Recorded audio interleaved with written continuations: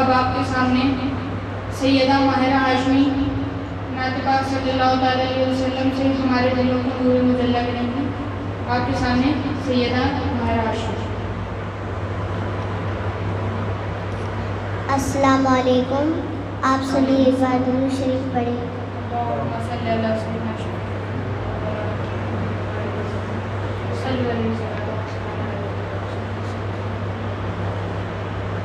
باغ جنت کے ہیں بہرے مدح خانے اہل بیت، باغ جنت کے ہیں بہرے مدح خانے اہل بیت، تم کو مژدہ نار کا ہے دشمنان اہل بیت، بے اجازت جن کے گھر جبریل بھی جاتے نہیں، بے اجازت جن کے گھر جبریل بھی جاتے نہیں، خضر والے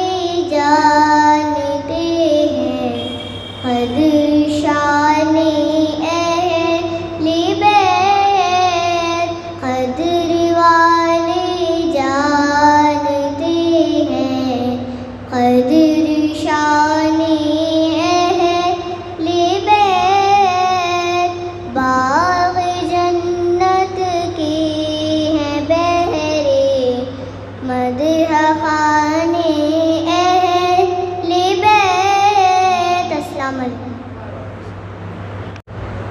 پہلے آپ کے سامنے ابھی سیدہ ماہرہ ہاشمی نعت پاک صلی اللہ علیہ وسلم پڑھنے کی سعادت حاصل کر رہی تھی، اور اب میں دعوت سخن دینے جا رہا ہوں سیدہ زنیرہ ہاشمی کو کہ وہ مائک پر تشریف لائیں اور نعت پاک صلی اللہ علیہ وسلم سے ہمارے دلوں کو نور مجلہ کریں۔ مائک پر سیدہ زنیرہ ہاشمی۔ السلام علیکم، آپ سب ایک بار درود شریف پڑھ لیں۔ اللہم صلی اللہ سیدنا شفیعنا محمد علیہ وسلم۔ السلام علیکم۔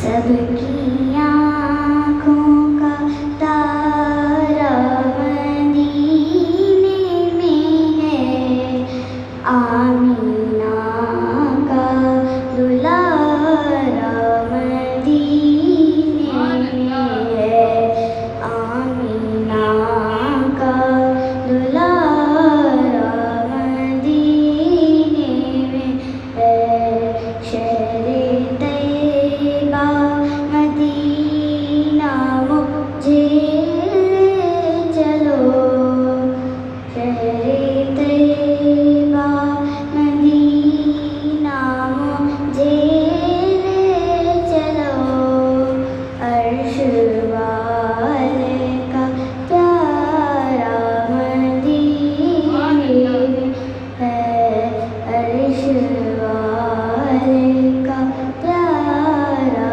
مدینے میں ہے، شان ایسی ملی کب کسی کو کبھی، عرش والے نے جن سے ملاقات کی، عرش والے نے جن سے ملاقات کی، سارے علم و ہنر کی ملی معرفت، سارے علم و ہنر کی ملی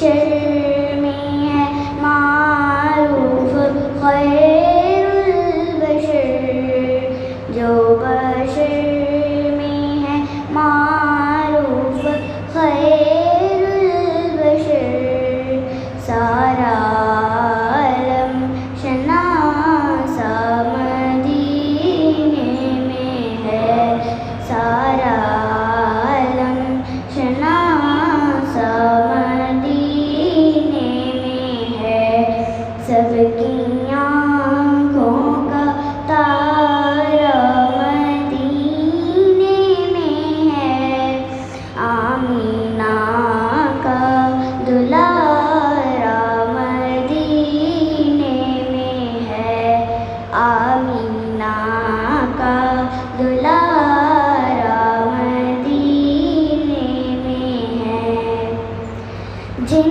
کی سیرت کی شہرت وطن در وطن، جن کی باتوں کی خوشبو چمن در چمن، جن کی باتوں کی خوشبو چمن در چمن، راہ حق ہے محمد کی راہ نجات، راہ حق ہے محمد کی راہ نجات، حق کے دائی کا چرچا مدینے میں ہے، حق کے دائی کا چرچا مدینے میں ہے، سب کی آنکھوں کا تارا مدینے میں ہے،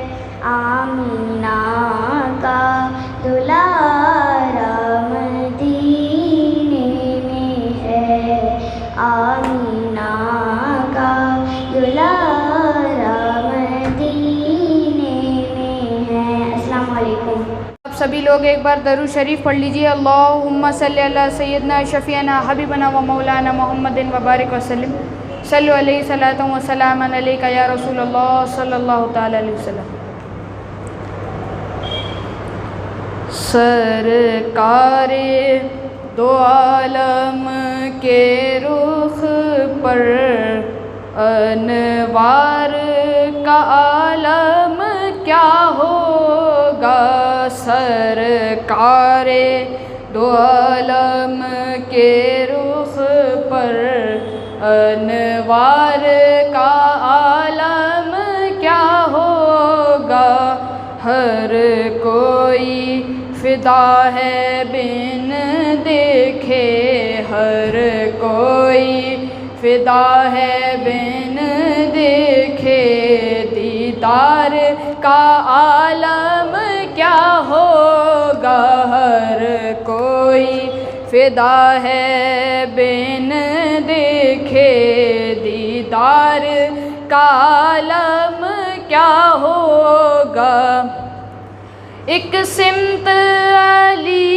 ایک سمت عمر، صدیق ادھر عثمان ادھر، ایک سمت علی ایک سمت عمر، صدیق ادھر عثمان ادھر، ان جگمگ جگمگ تاروں میں، ان جگمگ جگمگ تاروں میں، سرکار کا عالم کیا ہوگا، ان جگمگ جگمگ تاروں میں، سرکار کا عالم کیا ہوگا، اور طیبہ سے ہوائیں آتی ہیں، ہم سب کو سکون مل جاتا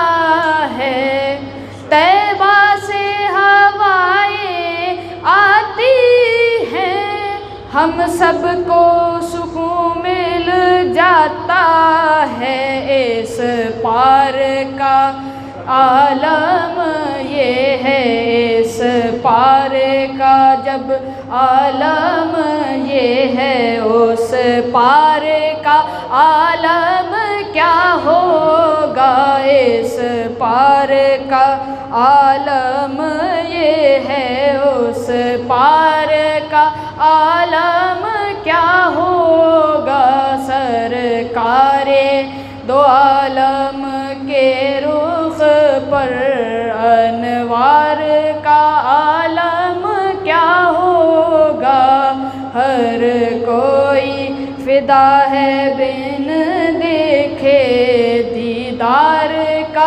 عالم کیا ہوگا۔ السلام علیکم۔ ابھی آپ کے سامنے نعت پاک صلی اللہ علیہ وسلم پڑھنے کی سعادت حاصل کر رہے تھے جناب عبید الرحمن ہاشمی صاحب، اور کسی شاعر نے کیا خوب کہا ہے کہ ہو ذکر نبی شام و سحر کیسا لگے گا، ہو ذکر نبی شام و سحر کیسا لگے گا، اور ہو یوں ہی عمر بسر تو کیسا لگے گا، ہو یوں ہی میری عمر بسر تو کیسا لگے گا، اور کھل جائے گلے زخم و جگر کیسا لگے گا، کھل جائے گلے زخم و جگر کیسا لگے گا، وہ آئے میری لینے خبر تو کیسا لگے گا، وہ آئے میری لینے خبر تو کیسا لگے گا۔ اور شعر پیش کر رہا ہوں، لہذا فرمائیں کہ آنکھوں میں میری سما جائے گنبد خضرا، آنکھوں میں میری سما جائے گنبد خضرا، دل ہو میرے سرکار کا گھر کیسا لگے گا، دل ہو میرے سرکار کا گھر کیسا لگے گا۔ اور آئیے بارگاہ رسالت میں درود پاک کا ہدیہ نذرانہ پیش کریں۔ پڑھیے اللہم صلی علی سیدنا مولانا محمد مبارک وسلم، صلو علیہ الصلاۃ والسلام علیک یا رسول اللہ صلی اللہ تعالی علیہ وسلم۔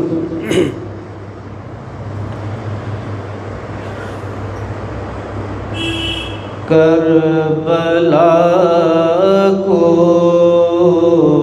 چلے امام حسین، کربلا کو چلے امام حسین، دیکھ کر رو دیے غلام حسین، دیکھ کر رو دیے غلام حسین، جا کے روزے پہ یوں گویا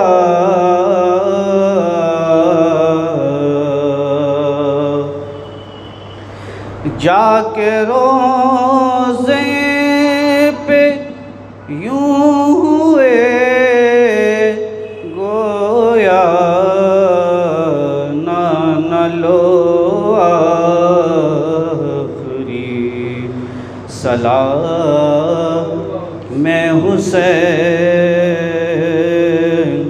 نہ لو آخری سلام حسین، کربلا کو چلے امام حسین، گرچہ آتا تھے پیاسے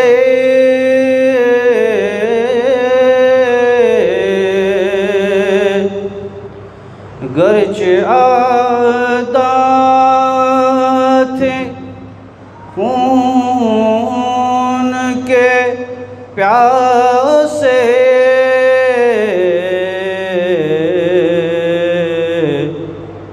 سن کے تھرا اٹھے کلام حسین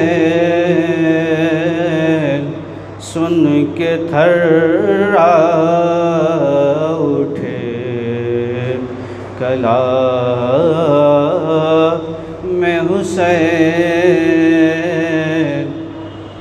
کربلا کو چلے امام حسین۔ اور اب بلا تاخیر میں حضور والا سے گزارش کروں گا کہ وہ مائک پر تشریف لائیں اور اپنے واعظ و نصیحت سے ہم سامعین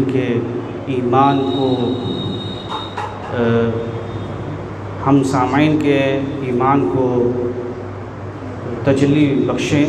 آئیے ان کا استقبال نعرہ تکبیر نعرہ رسالت سے کرتے ہیں۔ نعرہ تکبیر، نعرہ تکبیر، نعرہ رسالت، نعرہ رسالت، ذکر شہدائے اعظم، ذکر شہدائے اعظم، نعرہ تکبیر، نعرہ رسالت۔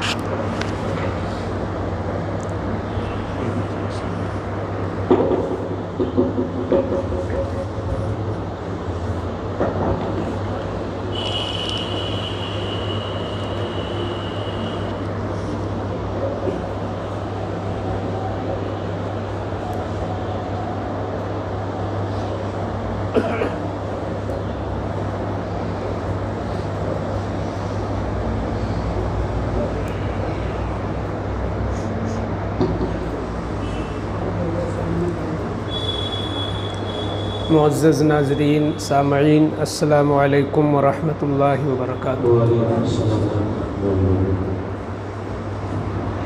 الحمد للہ کفا وسلام علی عبادہ الذین اصطفیٰ، اما بعد فاعوذ باللہ من الشیطان الرجیم، بسم اللہ الرحمن الرحیم۔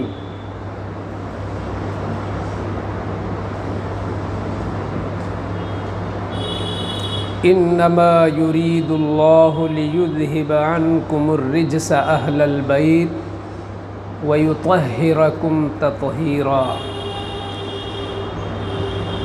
صدق اللہ مولانا العظیم۔ وقال النبی صلی اللہ علیہ وسلم، من کنت مولاہ فعلی مولاہ۔ صدق رسولہ النبی الامین الکریم، ونحن علی ذلک لمن الشاہدین والذاکرین والحمد للہ رب العالمین۔ معمول اہل سنت کے مطابق آئیے کچھ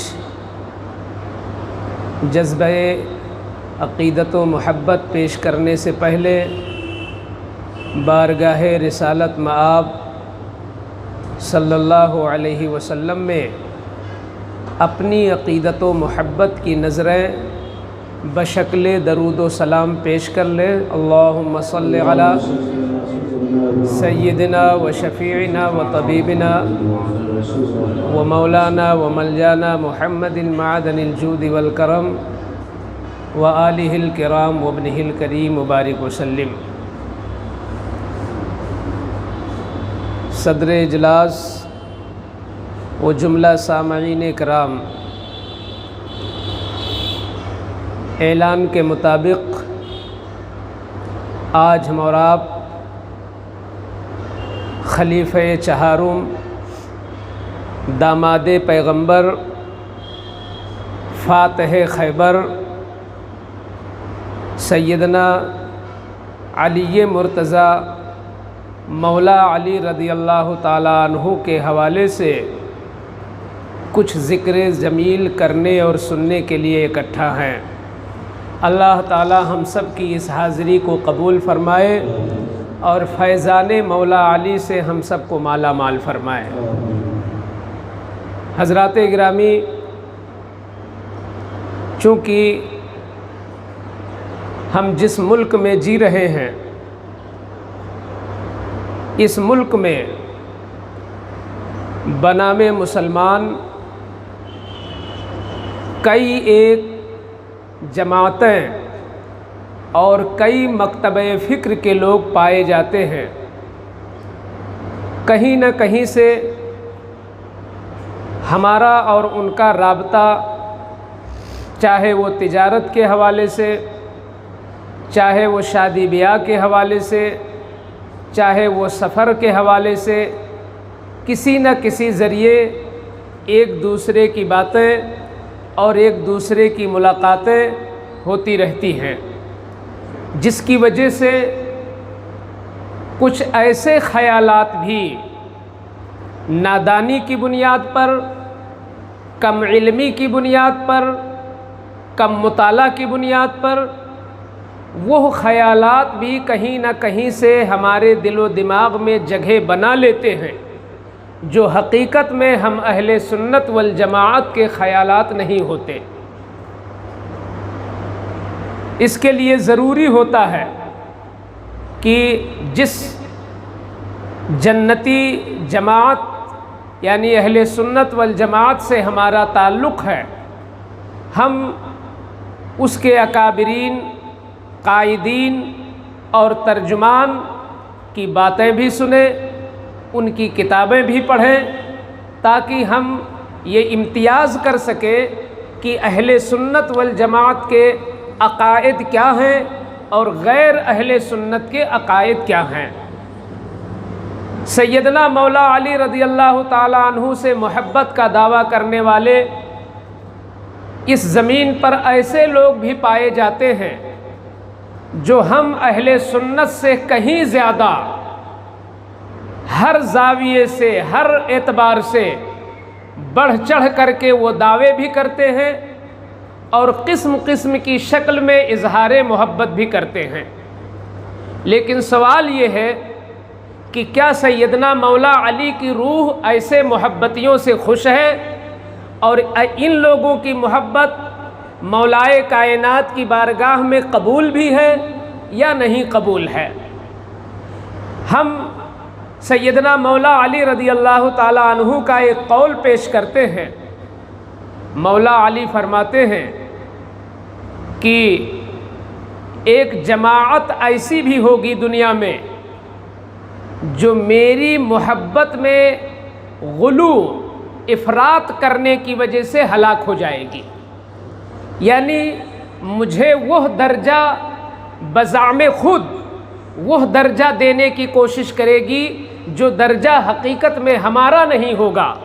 ایسی صورت میں وہ افراط کی شکار ہو کر اور غلو کا شکار ہو کر وہ ہلاکت کے دہانے پہ پہنچ جائے گی۔ اس ظاہر سی بات ہے کہ سیدنا مولا علی یہ سرتاج الاولیاء ہیں، یہ معرفت کے سمندر ہیں۔ مولا علی، اللہ اکبر، آج جتنے بھی سلاسل دنیا میں پائے جا رہے ہیں، چاہے وہ سلسلے قادری ہو، چشتی ہو، کوئی بھی سلسلے ہوں، حضور اکرم صلی اللہ تعالیٰ علیہ وسلم سے ہوتا ہوا سیدنا مولا علی تک پہنچا تھا، اور مولا علی ہی سے وہ تمام سلاسل پر فیضان جاری ہے اور معرفت وہیں سے سب کو حاصل ہو رہی ہے۔ تو ظاہر سی بات ہے، اتنے بڑے عارف باللہ کا یہ قول ہے، اتنے بڑے عارف کا یہ قول ہے کہ ظاہر سی بات ہے کہ جو تمام خود سرکار غوث اعظم رضی اللہ تعالیٰ عنہ کو جہاں سے فیض حاصل ہو رہا ہے وہ ہے مولا علی، وہ ہے مولا علی جہاں سے شیخ عبد القادر جیلانی کو فیض مل رہا ہے۔ تو مولا علی جب یہ کہہ رہے ہیں، مولا علی جب یہ کہہ رہے ہیں کہ میرے تعلق سے ایک جماعت دنیا میں پیدا ہوگی جو اتنا مجھے بڑھا چڑھا کے پیش کرے گی، اتنا غلو کرے گی، اتنا مبالغہ کرے گی کہ اس مبالغہ کی بنیاد پر وہ ہلاک ہو جائے گی۔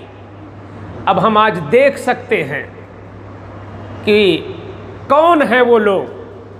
یہ اللہ کا شکر ہے کہ ہم اہل سنت والجماعت نہیں ہیں وہ۔ کیوں؟ اس لیے کہ ہم مولا علی کو مولا علی کا درجہ دیتے ہیں اور صدیق اکبر کو صدیق اکبر کا درجہ دیتے ہیں۔ جو اللہ نے انہیں بخشا ہے وہ درجہ ہم مانتے ہیں، ہم اسی مقام و مرتبے کے اعتبار سے انہیں سنتے بھی ہیں، انہیں مانتے بھی ہیں، ان سے عقیدت بھی رکھتے ہیں۔ خود مولا علی کا ارشاد ہے کہ جو یہ کہہ دے کہ میں ابو بکر سے بڑا ہوں وہ سخت ظالم ہے، اس نے مجھ پر ظلم کیا۔ جس نے جو یہ کہہ دے کہ میں صدیق اکبر سے بھی علم میں بڑا ہوں۔ یہ اور بات ہے کہ سیدنا مولا کائنات رضی اللہ تعالیٰ عنہ کے حوالے سے میرے آقا نے فرمایا تھا، انا مدینۃ العلم وعلی بابھا۔ حضور صلی اللہ علیہ وسلم اتنے بڑے حکیم اور اتنے بڑے دانا بینا اور فراست کے اس قدر ماہر کہ ایک بزرگ ہیں حضرت وہب بن منبہ۔ علامہ عبد المصطفیٰ نے اپنی کتاب سیرت المصطفیٰ میں یہ واقعہ نقل کیا ہے کہ وہب بن منبہ کہتے ہیں کہ میں نے تقریباً 71 کتابوں میں یہ بات پڑھی کہ دنیا کے تمام عقل مندوں کی عقلیں اگر مان لو نکال لی جائیں اور ان کی عقلوں کو نکال کر ایک ترازو میں رکھی جائیں اور حضور صلی اللہ تعالیٰ علیہ وسلم کی عقل شریف ایک ترازو میں رکھی جائے تو صرف ایک زمانے کی بات نہیں ہے، کل زمانے کے عقل مندوں کی عقلیں، یہاں تک کہ قیامت تک پیدا ہونے والے عقل مندوں کی عقلیں اگر ایک ترازو میں رکھی جائیں اور مصطفیٰ جان رحمت کی عقل شریف کو ایک ترازو میں بغل میں رکھا جائے تو نبی کی تنہا عقل تمام عقلوں پہ بھاری ہو جائے گی۔ اتنے بڑے فہم و بصیرت والے، اس قدر دانشمندی اور فہم کے مالک ہے مصطفیٰ جان رحمت، اس لیے ہر جملہ حکمت پر مبنی ہوتا تھا۔ آپ فرماتے ہیں کہ میں علم کا شہر ہوں اور علی اس کا دروازہ ہیں۔ اس سے ہم غلاموں کی سمجھ کے اعتبار سے آپ نے بات فرمائی ہے کہ جیسے کوئی بہت ہی وسیع و عریض شہر ہو، بڑا قیمتی شہر ہو، لیکن اس شہر میں داخل ہونے کے لیے ایک صدر دروازہ بنا دیا گیا ہو تو ظاہر سی بات ہے کہ شہر کے اندر ایک سے ایک مارکیٹیں ہیں، شہر کے اندر ایک سے ایک دکانیں ہیں، بہت کچھ ہے شہر میں، ہر قسم کا مال موجود ہے شہر میں، مگر نصیب اسی کو ہوگا جو صدر دروازے سے اندر جا سکے گا۔ اگر صدر دروازے سے کسی کو انٹری نہ ملے تو وہ اس شہر کی تمام تر نعمتوں سے وہ محروم رہے گا جسے دروازے سے داخلہ نہیں دیا جائے گا۔ تو حضور نے ایک اشارہ کر دیا کہ میری بارگاہ میں تو سب کچھ ملے گا، میں وہ صاحب نعمت ہوں کہ میرے پاس سب کچھ ہے، مگر لینے کے لیے تمہیں علی کا سہارا لینا پڑے گا۔ میں شہر ہوں، دروازہ علی ہے، میں شہر ہوں، دروازہ علی ہے، گویا علی کے واسطے سے نبی تک ہمیں پہنچنا ہے، تبھی نبی کا فیضان ہمیں مل سکے گا۔ تو یہ ہم مانتے ہیں، مگر اس کے باوجود حضور صلی اللہ علیہ وسلم کے بہت سارے ارشادات ہیں، بہت سارے فرمودات ہیں جس کی بنیاد پر یہ بات بالکل حق الیقین عین الیقین کی حد تک پہنچ چکی ہے کہ حضور سیدنا مولا علی رضی اللہ تعالیٰ عنہ کا درجہ خلافت وہ چہارم درجہ ہی ہے جو دنیا میں عطا ہوا، اور آج تک ایک بڑی جماعت سواد اعظم جسے مانتی اور جانتی چلی آ رہی ہے۔ ہم اس کے قائل نہیں ہیں کہ جبریل پر تہمت لگا دیں معاذ اللہ اور یہ کہہ دے کہ جبریل کو بھول ہو گئی، وحی لانا تھا علی پر اور پہنچ گئے نبی کے پاس۔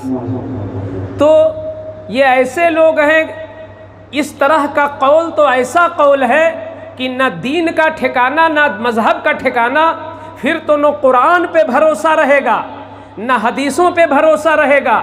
جب لانے والے جبریل ہی متہم ہو گئے، جب لانے والا قاصد فرشتہ ہی متہم ہو گیا، تو جس کے ذریعے وہ دین آیا وہ بھی بے اعتبار ہو گیا، تو پھر نہ رہا مذہب نہ رہی مذہبیت کہیں کی۔ اس لیے حقیقت یہی ہے کہ مولا علی رضی اللہ تعالیٰ عنہ تمام تر فضائل کے باوجود، تمام تر مناقب کے باوجود، سب کچھ ہے مولا علی، مگر درجہ خلافت چہارم ہے مولا علی کا۔ سیدنا مولا علی رضی اللہ تعالیٰ عنہ کی بہت ساری خصوصیات ہیں، چونکہ آج میرا موضوع سخن مولا علی ہیں، آج میرا روئے سخن انہی کی ذات کی طرف ہے، اس لیے جو کچھ بھی ہو سکے گا انہی کی مقدس زندگی کے گوشوں سے چن چن کر کے کچھ باتیں میں پیش کرتا چلا جاؤں گا۔ مولا علی نے اگر کوئی ایک جملہ قبول کر لیا تو انشاءاللہ ہم سب کا بیٹھنا مقبول ہو جائے گا یہاں پر۔ جب خیبر کے فتح ہونے کی بات آئی، جنگ خیبر، کئی روز سے صحابہ کرام نے اتنی سخت محنت کی تھی، جافشانی کی تھی، مگر جنگ خیبر فتح ہونے کا نام نہیں لے رہی تھی، بڑی پریشانی تھی۔ حضور صلی اللہ علیہ وسلم نے اپنی غیب دانی کا ایک دن اظہار فرمایا اور فرمایا کہ یہ میرے صحابیوں سنو، کل صبح کو انشاءاللہ، کل صبح کو میں ایک ایسے شخص کے ہاتھ میں پرچم دوں گا کہ اسی کے ہاتھ پہ پرچم رہے گا اور انشاءاللہ یہ جنگ فتح ہو جائے گی۔ تو لوگ حسرت سے چہرے مصطفیٰ کو دیکھنے لگے کہ وہ ہمیں میں سے ہے کوئی۔ پھر آگے حضور نے ایک بشارت بھی سنائی کہ جس کو میں کل پرچم دینے والا ہوں وہ ایسا شخص ہے، جس کو کل پرچم عطا کروں گا وہ اتنا مبارک شخص ہے، یحبہ اللہ ورسولہ، جس سے اللہ بھی محبت کرتا ہے اور اللہ کے رسول بھی محبت کرتے ہیں۔ تو پرچم دینا تو ایک عام بات تھی، پرچم عطا کرنا تو ایک عام بات تھی کہ کل حضور کسی کو پرچم عطا کریں گے اور جنگ انہی کے ہاتھ پہ فتح ہو جائے گی، یہ اتنی حیرت انگیز نہیں تھی۔ مگر وہ جو دوسرا جملہ تھا، اس دوسرے جملے نے صحابہ کی آنکھوں سے نیند کو اڑا دیا، کیونکہ آقا نے یہ کہہ دیا کہ وہ ایسا شخص ہے کہ اللہ اور رسول اس سے محبت کرتے ہیں۔ تو اب صحابہ نے سوچا کہ کاش میں ہوتا، وہ ہر ایک اپنی قسمت آزمائی کرنے لگا، کاش وہ شخص میں ہوں۔ کیوں؟ اس لیے کہ حضور یہ سند دے رہے ہیں کہ وہ شخص ایسا ہے جس سے اللہ اور رسول محبت کرتے ہیں۔ گویا کہ دنیا میں ہر انسان اپنی طرف سے تو دعویٰ کرتا ہے کہ میں اللہ اور رسول سے محبت کرتا ہوں، لیکن یہ سند کسی کے پاس نہیں کہ اللہ اور رسول اس سے بھی محبت کرتے ہیں۔ یہ سند ہمارے پاس کہاں، یہ کوئی سرٹیفکیٹ ہمارے پاس کہاں؟ یہ تو ہمارا عقیدہ ہے، یہ تو ہماری امید ہے، یہ تو ہماری چاہت ہے، یہ تو ہمارا ایک لو لگا ہوا ہے کہ ہاں اللہ اور رسول ہم سے محبت کرتے ہیں۔ لیکن حقیقت میں ہو سکتا ہے ہمارے اعمال کسی وجہ سے بہت گندے ہوں، یا ہو سکتا ہے ہمارے ایمان میں کہیں سے کھوٹ ہو سکتا ہے ہمارا عقیدہ کہیں سے ڈگمگ ہو گیا ہو، جس کی بنیاد پر ہم محبت رسول سے محروم ہو، ہم محبت اللہ سے محروم ہو، لیکن حضور نے کہہ دیا کہ وہ شخص ایسا ہوگا جس سے اللہ اور رسول محبت کرتے ہیں۔ تو یہ سند مل گئی تھی کہ وہ محبوب خدا بھی ہے، محبوب مصطفیٰ بھی ہے۔ تو وہ کون شخص ہے؟ وہ کون شخص ہے؟ تو فرماتے ہیں راوی حدیث کہ پوری رات کسی صحابی کو نیند نہیں آئی اس چاہت میں کہ صبح پہنچوں، ہو سکتا ہے پرچم مجھے مل جائے، ہو سکتا ہے پرچم اسلامی مجھے مل جائے، ہو سکتا ہے پرچم اسلامی مجھے مل جائے، اور جسے مل گیا پرچم اسلامی تو مان لو وہ محبوب خدا ہے، محبوب مصطفیٰ ہے۔ پوری رات صحابہ نہیں سوئے، علی الصبح بارگاہ رسالت میں سب کے سب حاضر ہو گئے۔ آقا نے اپنی نگاہ رسالت گھمائی چاروں طرف، شروع سے آخر تک، آخر سے شروع تک دیکھا۔ جب مولا علی نظر نہیں آئے تو فرمایا این علی، علی کہاں ہے؟ سب کے سب حاضر ہو، علی کہاں ہے؟ تو کچھ لوگوں نے کہا یا رسول اللہ انہیں آشوب چشم ہے، آنکھ ان کی سرخ ہو گئی ہے، آشوب چشم کے شکار ہیں، جس کی بنیاد پر وہ حاضر خدمت نہیں ہو سکے ہیں۔ آقا نے فرمایا انہیں بلایا جائے۔ مولا علی حاضر ہوئے۔ اسی موقع پر آقا نے اپنا لعاب دہن لیا اور علی کی وہ آنکھ جو سرخ تھی وہیں لگا کر فارغ ہوئے۔ آنکھ بالکل صحیح ہو گئی، اور ایسی صحیح ہو گئی کہ مولا علی کہتے ہیں پوری زندگی دوسری آنکھ میں تو کمزوری آئی، مگر وہ آنکھ کبھی متاثر نہ ہوئی جس میں لعاب مصطفیٰ لگ گیا۔ جب آنکھ درست ہو گئی تو سرکار نے پرچم اسلامی مولا علی کو عطا فرما دیا، اور خیبر کی فتح انہی کی قیادت میں ہوئی۔ تو اس موقع پر مولا علی کی یہ شان و عظمت ہے، یہ بہت بڑی شان و عظمت ہے کہ حضور نے انہیں سند دے دیا کہ اے علی، اور لوگ محب خدا ہیں، محب مصطفیٰ ہیں، مگر تم محبوب خدا ہو، محبوب مصطفیٰ ہو۔ تم میں وہ سب عاشق خدا ہیں، تم معشوق خدا ہو، فرق ہے تمہارے میں۔ ایک ایسا موقع آیا جب سیدنا مولا علی رضی اللہ تعالیٰ عنہ سرکار غزوہ تبوک میں جانے لگے۔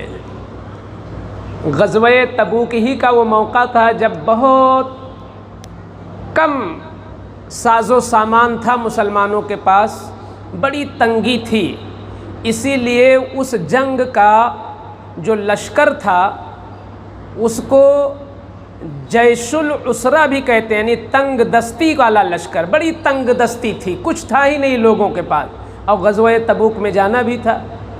تو حضور صلی اللہ علیہ وسلم نے اس وقت مدد کے لیے بڑے بڑے مالداروں کو آواز دیا تھا کہ کسی کے پاس ہو تو جنگ میں مدد کر دے، یہ لشکر بڑا غریب ہے، مسلمانوں کا جو لشکر جا رہا بڑا غریب ہے۔ تو اس وقت سب سے بڑی سخاوت جس نے کی تھی وہ عثمان غنی تھے، اسی لیے عثمان غنی کی سخاوت بہت مشہور ہے۔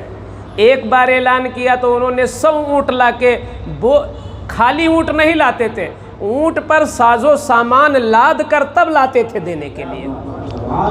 ایک ہے تنہا اونٹ دے دینا، ایک ہے مال لاد کے لا کے دینا۔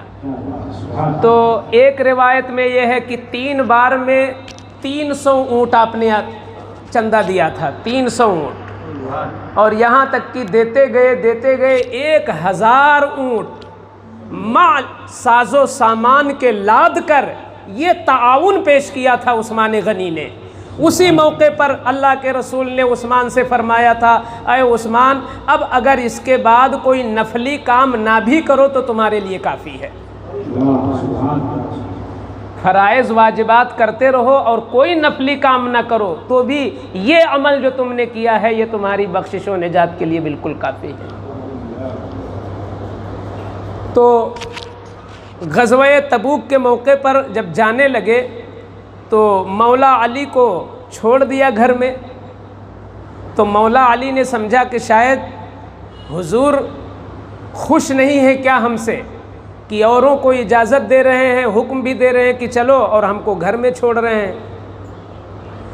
تو مولا علی نے عرض کیا یا رسول اللہ صلی اللہ علیہ وسلم, کیا علی سے کچھ خفگی ہے, ناراضگی ہے؟ کس بنیاد پر ہمیں اس سعادت سے محروم کر رہے ہیں؟ تو آقا نے ارشاد فرمایا انتا منی بمنزلت ہارون من موسیٰ الا لا نبی بعدی.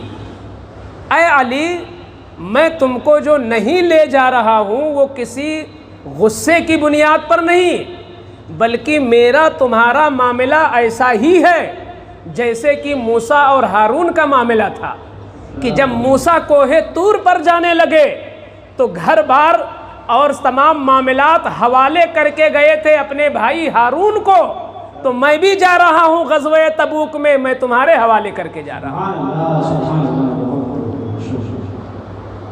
تو یہ بھی ایک بڑی شان ہے کہ حضور صلی اللہ علیہ وسلم نے عملی طور پر ان کو وہ درجہ دیا جو حضرت موسیٰ نے اپنے سگے بھائی ہارون کو عطا کیا تھا. گویا حضور نے اپنے بھائی ہونے کا درجہ دیا. ایک یہ موقع تھا جب بھائی ہونے کا درجہ دیا, اور ایک موقع اور آیا جب بالکل صاف صاف کہہ دیا کہ تم میرے بھائی ہو. چچا زاد بھائی تھے بھی. جب مکہ شریف سے ہجرت کر کے مدینہ پہنچے تھے تو جو صحابہ مکہ سے گئے تو ان کا مکان, ان کے مویشی اور ان کی تجارت اور ان کے سارے معاملات سب مکہ میں رہ گئے. وہ تنے تنہا صرف عشق رسول اور محبت دین لے کر مدینہ پہنچ گئے بے سر و سامانی کے عالم میں, اور ایک نہیں تھے, کئی صحابہ تھے. تو حضور کی حکمت ذرا دیکھو اس موقع پر کہ آپ نے غربت کس طرح دور کیا. غربت دور ہونے کا یہ طریقہ نہیں ہے کہ بھیک مانگی جائے. اسلام نے غربت دور کرنے کا طریقہ بھیک مانگنے کو نہیں بنایا. آؤ دیکھو حضور نے کیا طریقہ بتایا تھا. وہ صحابہ جو مکہ شریف سے گئے, نہ ان کے پاس مکان ہے رہنے کا, اور نہ کوئی تجارت ہے ان کے پاس, نہ کوئی بزنس ہے ان کے پاس. تو حضور نے ایک دن سب کو اکٹھا کیا کہ جو مدینے کے پراپر رہنے والے ہو وہ بھی آ جاؤ, اور جو مکے سے آئے ہو وہ بھی آ جاؤ میرے سامنے. ایک طرف مدینے کے رہنے والے لوگ کھڑے ہو جائیں اور ایک طرف مکے کے رہنے والے لوگ کھڑے ہو جائیں. جب دونوں قطاریں ہو گئیں تو حضور کی حکمت دیکھو. آقا کریم نے ایک مدینے کے صحابی کا ہاتھ پکڑا اور ایک مکہ کے صحابی کا ہاتھ پکڑا, دونوں کا مصافحہ ملایا, کہا تم ان کے بھائی ہو, تم ان کے بھائی ہو. جو مدینے کے رہنے والے تھے پہلے سے وہ انصار صحابہ رہے, اور جو وہاں سے چل کے آئے وہ مہاجر صحابہ ہوئے. تو صحابی کی دو ہی قسمیں ہیں, انصار اور مہاجر. تو جو ہجرت کر کے آئے وہ مہاجر تھے, اور جنہوں نے اپنے وطن میں ان کی مدد کی وہ انصار ہو گئے. نصرت مانے ہوتا ہے مدد, تو وہ مددگار, انہوں نے مدد کیا. تو ایک ہوتا ہے کہ رسمی طور پر کسی کو بھائی بنا دینا, جیسے آج کل رسم چل رہی, بھائی ہمارے ڈاکٹر صاحب یہ کس کا مکان ہے؟ ارے آپ ہی کا مکان ہے. تو یہ تو آپ ہی کا مکان ہے, یہ چل رہا ہے, آپ ہی کی گاڑی ہے. تو یہ ہوئی ہمارا ادب, ہماری تہذیب کا ایک حصہ کہ ہم اپنی تہذیب میں بول دیتے ہیں تسلی کے لیے, یہ آپ ہی کا بیٹا ہے بھائی. لیکن صحابہ کرام کو جو حضور نے درس دیا کہ تم ان کے بھائی ہو, تم ان کے بھائی ہو, تو وہاں حال یہ ہوا کہ جس کو بھائی بنا دیا تھا آپ نے, وہ واقعی اس کو اپنے گھر لے گیا, اور لے جانے کے بعد اپنی کل جائیداد کو 2 ٹکڑے میں بانٹ دیا. کہا آدھا تمہارا ہے, آدھا میرا ہے, کیونکہ میرے نبی نے تم کو میرا بھائی کہہ دیا ہے, اور بھائی کا حصہ آدھا ہوتا ہے, تمہارا آدھا ہو گیا ہے. لیکن وہ بھی بڑے غیرت مند صحابہ تھے، یہ نہیں کہ مل گیا ہے تو کس کے لے لو، وہ بھی بڑے غیرت مند تھے۔ وہ یہ سوچنے لگے کہ کہیں ایسا نہ ہو کہ سارے ثواب کے حقدار یہی ہو جائیں تو آخرت میں ہم کنگال ہو جائیں، تو وہ ڈر گئے کہ ہم اتنا مال ان کا لے لیں، اتنا بڑا احسان ان کا لے لیں۔ حضور کے پاس گئے، لینے کے لیے اولاً تیار نہیں ہوئے اور گئے بارگاہ مصطفیٰ میں، یا رسول اللہ صلی اللہ علیہ وسلم اب ایسی صورت میں تو ثواب آخرت کے وہی حقدار ہوں گے۔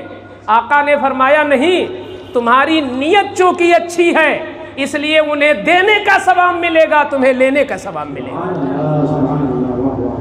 تو ہر صحابی کو ایک دوسرے کا بھائی بنایا اور اخیر میں مولا علی کو چھوڑ دیا، ان کو کسی کا بھائی نہیں بنایا۔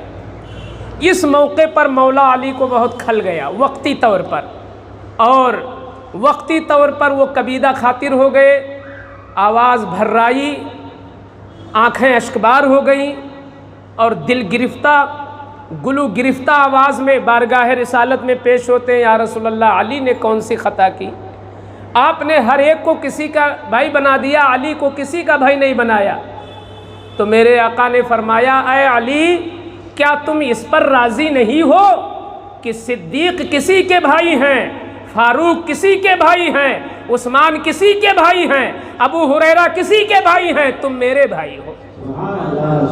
حضور نے ان کو اپنا بھائی کہا، لیکن میں دعوے کے ساتھ کہتا ہوں مولا علی کے تمام اقوال جمع کر لو جتنا مل سکے تاریخ میں، سیرت علی پر جتنی کتابیں لکھی گئی ہوں، چاہے جس نے لکھی ہو، اگر واقعی دلیل کے ساتھ سند کے ساتھ کوئی علی کا ایک قول کوئی دکھا دے کہ علی نے اپنی طرف سے کبھی نبی کو اپنا بھائی کہا ہو، جب علی بولے ہیں تو یا رسول اللہ ہی بولے ہیں، علی بولے ہیں تو یا نبی اللہ ہی بولے ہیں، علی بولے ہیں تو یا ایھا المدثر ہی بولے ہیں، گویا کہ وہ نبی کی عاجزی تھی، وہ نبی کا ابر کرم تھا، وہ نبی کی نوازش تھی، وہ نبی کی شفقت و محبت تھی کہ نبی نے ان کو اپنا بھائی کہا، مگر علی کا ادب یہ تھا کہ علی نے یا رسول اللہ ہی کہا ہمیشہ۔ تو بھائی کی بولی بولنا یہ علی والوں کا کام نہیں ہے۔ جو علی سے پیار کرتے ہیں وہ نبی کو بھائی کہنے کی جرات نہیں کر سکتے، جو علی کے سچے غلام ہیں وہ ہمیشہ نبی کو یا رسول اللہ ہی کہتے ہیں۔ تو یہ ان کی دوسری شان ہے کہ دو موقعوں پر حضور نے ان کو اپنا بھائی قرار دیا، غزوہ تبوک کے موقع پر، اور یہ جو میں نے بیان کیا ہے اس کو کہتے ہیں عقد مواخات۔ سیرت کی کتابوں میں اس کا نام ہے عقد مواخات، یعنی آپس میں بھائی بھائی بنانے کا عقد۔ جو عمل کیا حضور نے وہ عمل ایک عقد ہے، اور اس عقد میں ہوا کیا؟ بھائی بنانے کا کام ہوا، اس لیے اس کا عنوان ہے عقد مواخات۔ تو عقد مواخات کے موقع پر حضور نے ان کو اپنا بھائی کہا۔ تیسری، سیدنا مولا علی رضی اللہ تعالی عنہ غدیر خم، جو علی سے بیجا محبت کے دعوے دار ہیں، جو افراط کے شکار ہیں اور مبالغے کے شکار ہیں، وہ لوگ سب سے زیادہ اگر علی کی فضیلت میں کوئی روایت پیش کرتے ہیں تو اسی روایت کو پیش کرتے ہیں، غدیر خم۔ غدیر خم آپ لوگوں نے لکھنؤ میں بھی کئی جگہ پوسٹروں میں لکھا دیکھا ہوگا، عید غدیر، عید غدیر آج منائی جا رہی ہے۔ تو یہ غدیر کیا ہے؟ غدیر اصل میں تالاب کو کہتے ہیں، تالاب کو عربی زبان میں غدیر کہتے ہیں۔ تو حضور صلی اللہ علیہ وسلم ایک سفر سے واپس ہو رہے تھے، تو ایک مقام خم نام کا تھا، وہیں پر ایک تالاب تھا، تو وہ غدیر خم ہوا۔ اسی موقع پر صحابہ نے منزل کی اور مولا علی بھی موجود تھے۔ تو حضور کے من میں آیا اور حضور نے کرم فرمایا اور صحابہ سے مخاطب ہو کر کے فرمایا، علی کا ہاتھ پکڑا اور کہا، میرے صحابیوں سنو، من کنتو مولا ہو فعلی مولاہ، میں جس کا مولا ہوں علی بھی اس کے مولا ہیں۔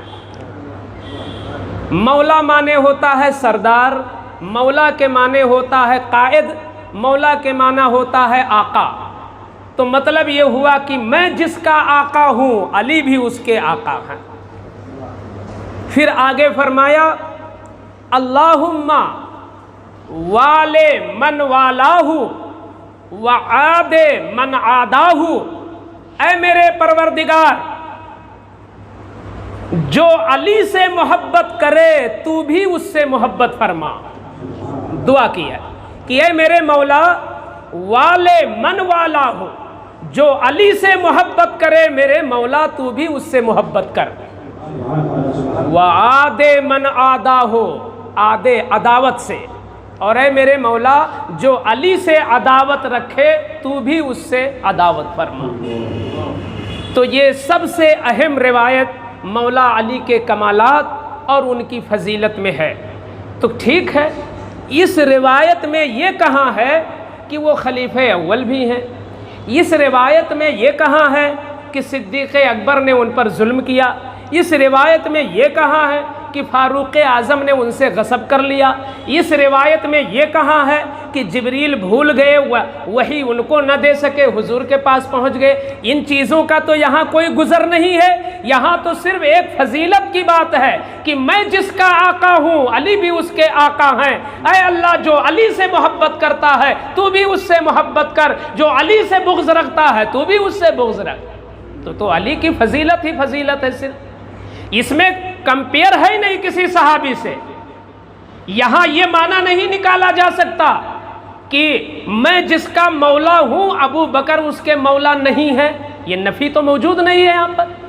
علی کا ذکر ہے مگر ابو بکر کی نفی نہیں ہے، علی کا ذکر ہے مگر فاروق اعظم کا انکار نہیں ہے، علی کا ذکر ہے مگر عثمان غنی کا انکار نہیں ہے۔ تو علی کا نام لے لیا ٹھیک ہے، مگر وہ واقعہ وہ بات وہاں بھی فٹ ہوگی کہ اے میرے مولا جو ابو بکر سے محبت کرتا ہے تو بھی اس سے محبت کر۔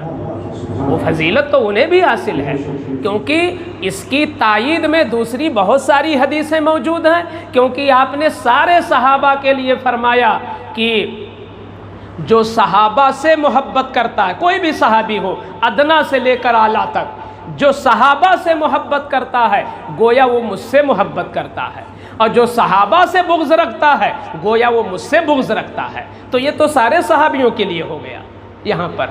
تو لہٰذا یہ مولا علی کی فضیلت میں پیش کی جانے والی سب سے زیادہ مشہور روایت ہے غدیر خم والی، مگر غدیر خم میں خلافت اولی کا کوئی ذکر نہیں ہے، لہٰذا ہمیں وہ روایت دکھائی جائے، ہمیں وہ سند دکھائی جائے جس میں مولا علی کو خلافت اولی دی گئی ہو، اور میں تو دکھا سکتا ہوں کہ جس میں ابو بکر کی طرف اشارہ ہو رہا ہے، اور اشارہ ہی نہیں بلکہ واضح اشارہ کیا جا رہا ہے۔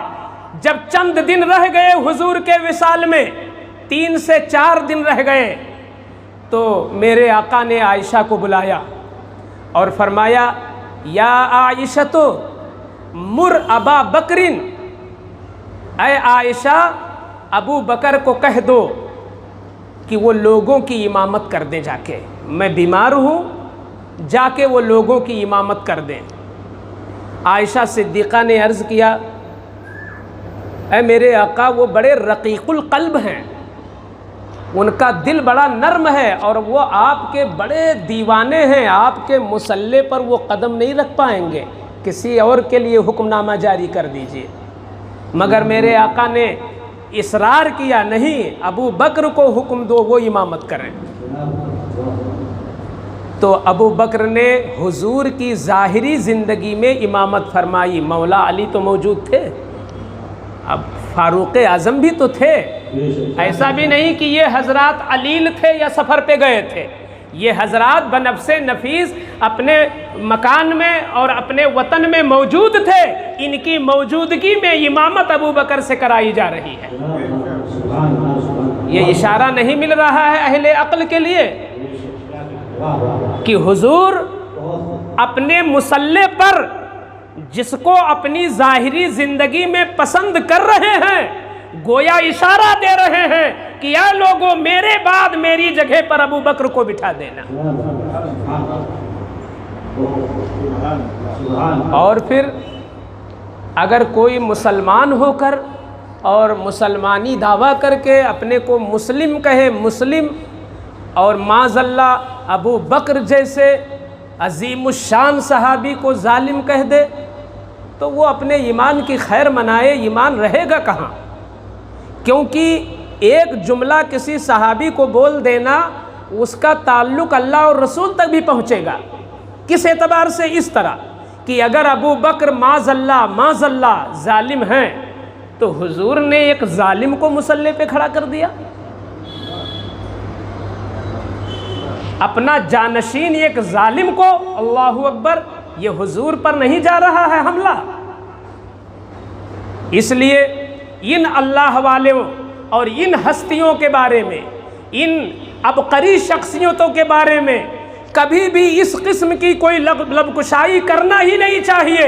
یہاں تک کہ ہمارے بزرگوں نے لکھا ہے کہ صحابہ کرام کی جو آپس میں رنجشیں ہو گئیں کسی موقع پر، خبردار اگر اپنے ایمان کی خیر چاہتے ہو تو ان چیزوں میں پڑھنے کی کوشش نہ کرنا کہ کون حق پہ تھا کون حق پہ نہیں تھا۔ یہ تمہارا مصرف ہی نہیں ہے، یہ تمہارا منصب ہی نہیں ہے، تم اس لائق ہی نہیں ہو کہ تم ان کے معاملات میں پڑھو، بر ان کا معاملہ اللہ پہ چھوڑ دو، اور یہ مانو کہ اگر ان سے کہیں خطا بھی ہو گئی ہے تو اس خطا کو مولا معاف کر دیا ہے، اور مولا نے اس پر بھی انہیں اجر عطا فرمایا ہے۔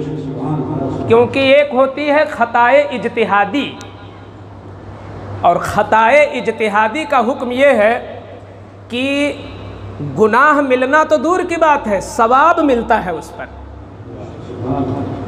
جیسے امام شافعی ہے، امام اعظم ہے، کسی معاملے میں بالکل اپوزٹ معاملہ ہے،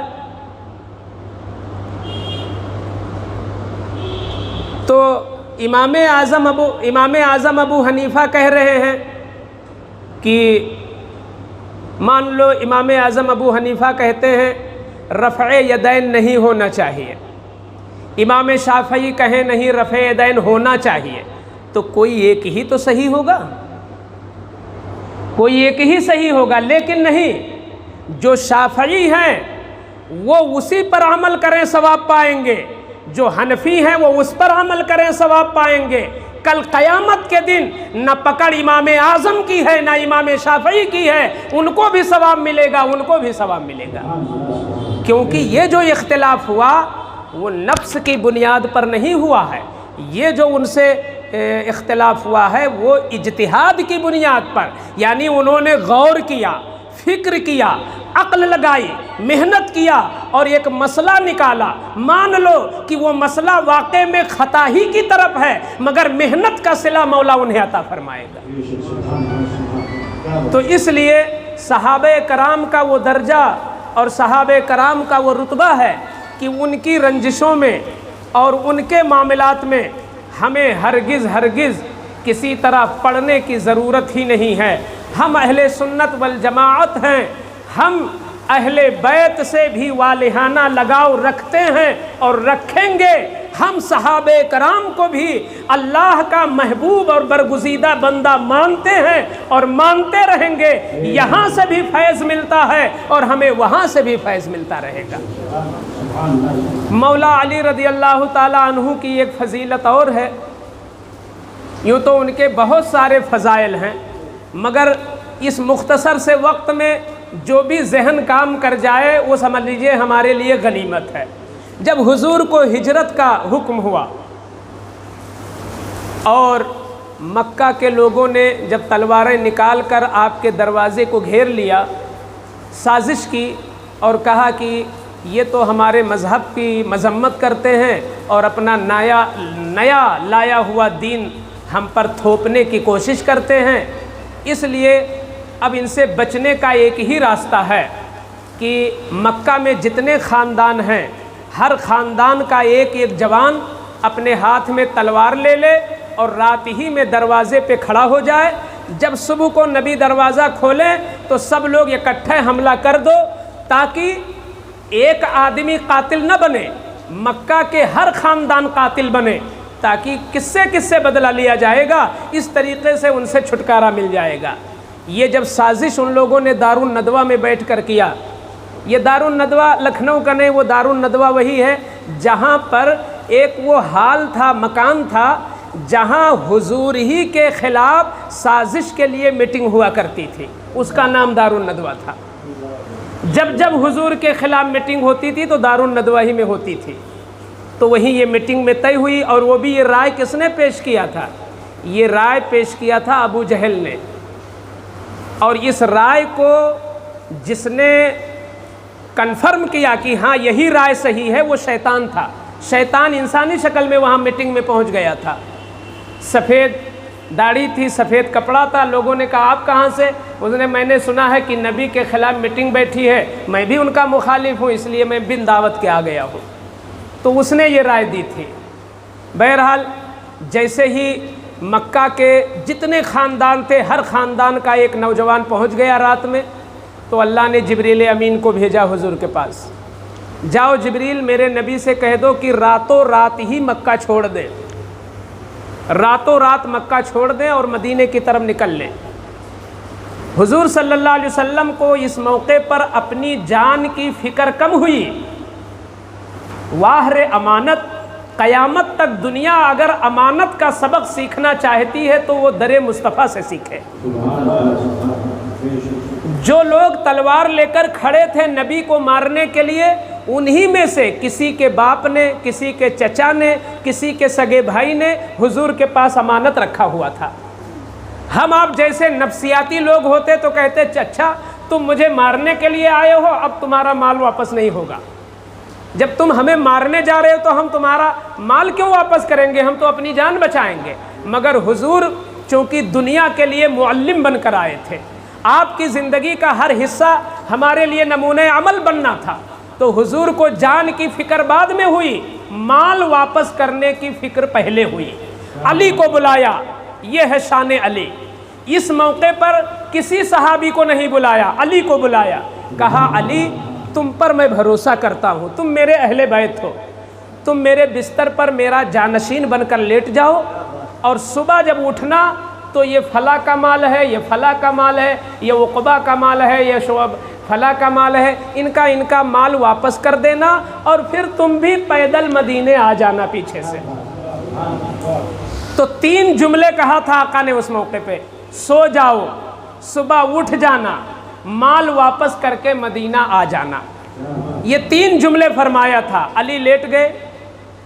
جب علی لیٹے تو روایت میں آتا ہے کہ ان کے پیر کی طرف جبریل امین آ کے کھڑے ہو گئے، اور سر کی طرف میکائیل آ کے کھڑے ہو گئے، اور انہوں نے بلند آواز میں کہا علی تمہاری اس قربانی کا چرچا جنت میں بھی ہو رہا ہے اور فرشتوں میں بھی ہو رہا ہے، تم آج نبی کی حفاظت میں یہاں پر لیٹے ہو۔ میرے آقا نے فرمایا علی تیار ہو؟ کہتے ہاں یا رسول اللہ تیار ہوں۔ آقا نے فرمایا سوچ سمجھ کے کہو، کیونکہ ہو سکتا ہے کہ تمہاری جان بھی چلی جائے، مکہ والوں کو کیا پتا کہ میں نکل گیا ہوں، ہو سکتا ہے مجھے سمجھیں اور مجھے سمجھ کر وہ تمہیں قتل کر ڈالیں، تو کیا اس قربانی کے لیے تیار ہو؟ عرض کرتے یا رسول اللہ علی کی ایک جان کیا، اگر اللہ ایسی کروڑوں جان دے تو آپ کی حفاظت کے لیے قربان کرنے میں میری معراج ہے اس میں۔ مولا علی اٹھے، مال واپس کیا، اور بہت بعد میں اکیلے پہنچے مدینہ، اور سارے صحابہ جب تک دھیرے دھیرے پہنچ چکے تھے، لوگ انتظار کر رہے تھے کہ علی آئیں تب میں علی سے پوچھوں کہ اے علی تم بتاؤ کیسی لگی تھی وہ رات، تمہارے دل کا عالم کیا تھا، تمہارے دل کی کیفیت کیا تھی، تمہیں تو پتہ تھا کہ دشمن کھڑے ہوئے ہیں۔ جب علی پہنچے تو پہلا سوال یہی تھا صحابہ کا، علی بولو نیند آئی تھی کہ نہیں، علی بولو نیند آئی تھی کہ نہیں۔ ارشاد فرماتے ہیں تم نیند آنے کی بات کرتے ہو، اللہ کی عزت کی قسم پوری زندگی اتنی میٹھی نیند کبھی آئی ہی نہیں جتنی میٹھی نیند پیغمبر کے بستر پر آئی۔ صحابہ نے کہا کہ ہم لوگوں کی حیرت دور کیجئے، ہم لوگوں کو بتائیے کہ آخر بیوی کے پاس آپ کو میٹھی نیند نہیں آئی، ماں کی گود میں میٹھی نیند نہیں آئی، اپنے بچوں کے پاس میٹھی نیند نہیں آئی، دشمن سرہانے کھڑے ہیں دروازے پر اور تم دشمن کے نرغے میں پھنسے ہو اور سب سے میٹھی نیند آ رہی، وجہ کیا بن گئی؟ علی کہتے ہیں وجہ یہ بن گئی کہ کسی رات میں مجھے اپنی جان کی حفاظت کا یقین نہیں تھا، مگر اس رات مجھے اپنی جان کی حفاظت کا یقین تھا۔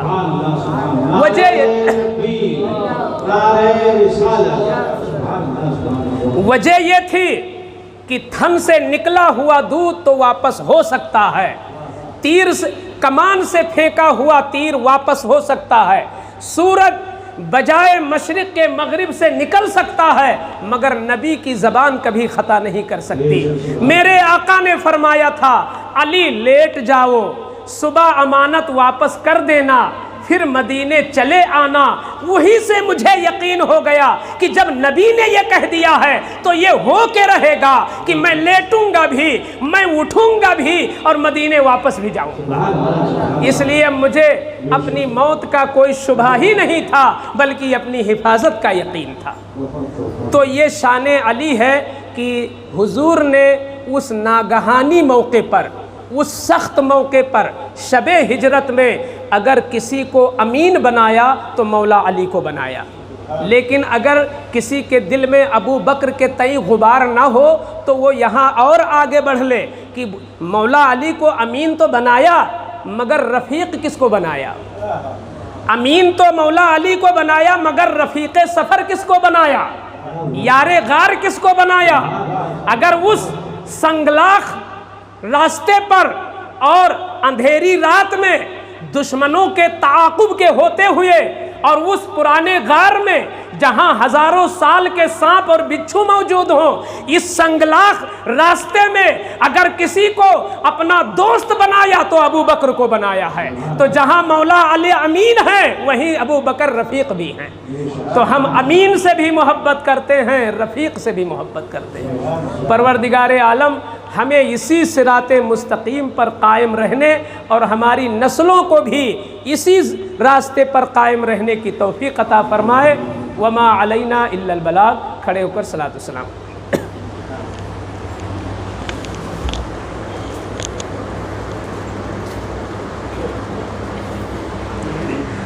سلطان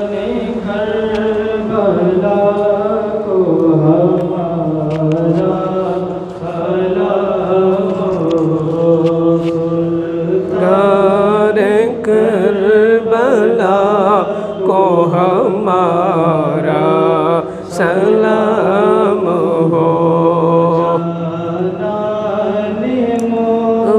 مصطفیٰ کو ہمارا سلام ہو، نان کربلا ہمارا سلام ہو۔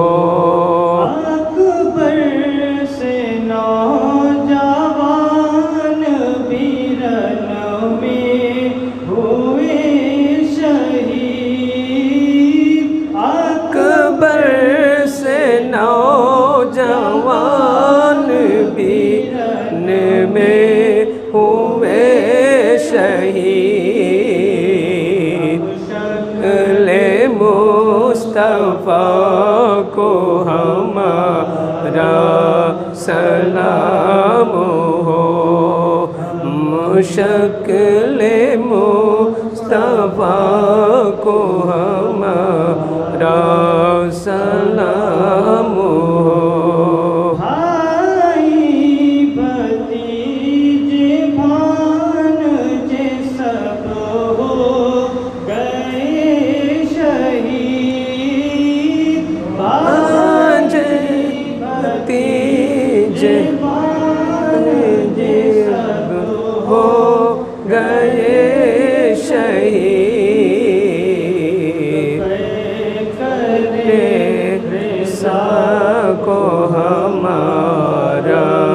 سلام ہو، اس میں کرے رضا کو ہمارا سلام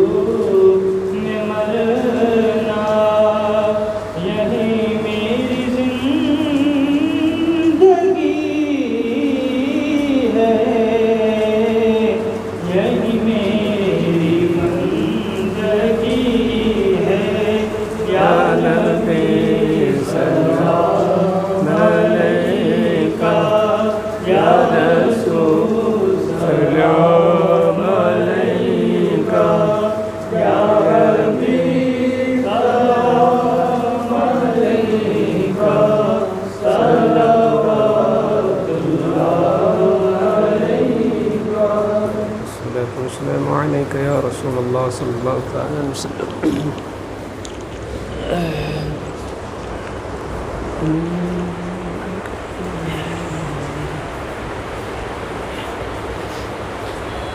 بسم اللہ الرحمن الرحیم صلی اللہ علی النبی الأمی وآلہ صلی اللہ تعالی علیہ وسلم.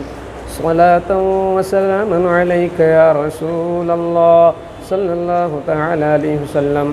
ربنا آتنا فی الدنیا حسنة وفی الآخرة حسنة وقنا عذاب النار.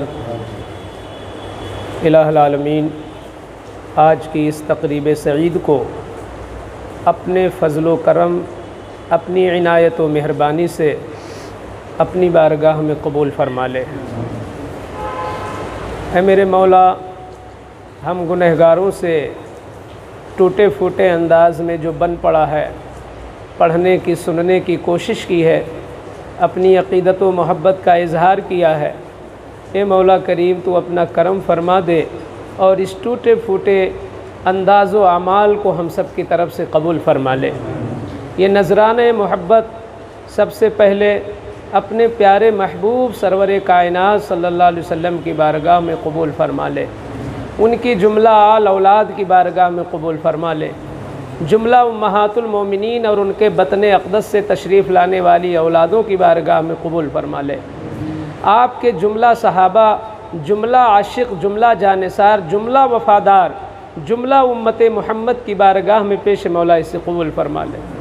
اے کریم، آج کی اس محفل مقدس کا نذرانہ خصوصیت کے ساتھ فاتح خیبر، داماد پیمبر حضرت سیدنا مولائے کائنات علی مرتضیٰ رضی اللہ تعالیٰ عنہ کی بارگاہ کرم میں ان کی روح پرنور کو پیش مولا قبول فرما لے. اے کریم، جملہ اہل بیت اطہار، جملہ شہدائے کرب و بلا کی بارگاہ میں خصوصیت کے ساتھ یہ عقیدت کی نظریں پیش مولا قبول فرما لے. مولا ساتھ ہی ساتھ بانی اجلاس اور ان کے خاندان کے تمام دنیا سے ایمان و اسلام پر جانے والے مرد و زن، چھوٹے بڑے، ابھی حال کے حادثے میں جس قدر لوگ دنیا سے تشریف لے گئے، مولا تو علیم و خبیر ہے. پروردگارہ، اس 10 روزہ محفل نور کے صدقے میں ان سب کی بخشش و مغفرت فرما دے. یا اللہ، ان کے درجات بلند فرما دے، قبروں میں انہیں راحت جنت عطا فرما دے، تا قیام قیامت انہیں قبر ہی میں بہار جنت سے مالا مال فرما دے. اے مولا کریم، پروردگارہ، جتنے شرکاء ہیں، جتنے حاضرین ہیں، سب پر اپنے محبوب بندوں کا فیضان جاری فرما دے. آج کے دن ہم سب کے اٹھے ہوئے خالی ہاتھوں کو بارگاہ مولا علی سے فیضان کی شکل میں مالا مال فرما دے. اے مولا، ہمیں ٹکڑے علی پر جینے کی توفیق عطا فرما دے. اے مولا کریم، سیدنا مولا علی کے صدقے میں، ان کی معرفت کے صدقے میں، ان کی ریاضت و عبادت کے صدقے میں کریم ہم سب پر اپنا خاص فیضان فرما دے اور ہمیں تمام بزرگوں کی بارگاہ کا با ادب بن کر جینے اور رہنے کی توفیق عطا فرما دے. ہم سب کے ایمان اور عقیدے کی حفاظت فرما. اے مولا کریم، ہم سب کے کاروبار، گھر مکان، ہر چیز میں برکتیں عطا فرما دے اور ہم سب کا خاتمہ ایمان پر نصیب فرما. وصلی اللہ تعالی علی خیر خلقہ وعلی آلہ واصحابہ اجمعین برحمتک یا ارحم الراحمین بحق لا الہ الا